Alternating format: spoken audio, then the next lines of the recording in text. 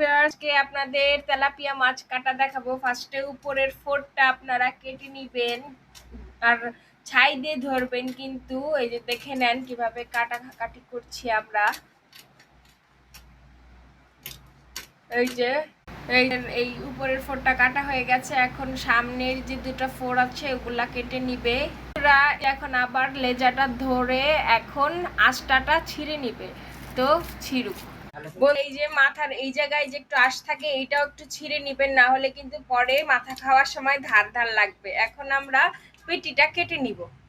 এই যে কাটার পরে পেটি কাটবো, তো কানসাটা এই যে ভালো করে কেটে নিব এবং আমার মা ধোয়ার সময় সুন্দর করে ফুলকোটা পরিষ্কার করবে এবং মুখটাও কেটে নিব। এখন যদি বের করা হয় তাহলে মাছের মুখে ছাই ঢুকে যাবে, পরে যে মজা লাগবে না খেতে। এবং পেটিটা এখন কেটে নিলাম আর লেজাটাও কাটা শেষ। আসসালামু আলাইকুম, ভালো থাকবেন, লাইক কমেন্ট শেয়ার সাবস্ক্রাইব করবেন। টাটা।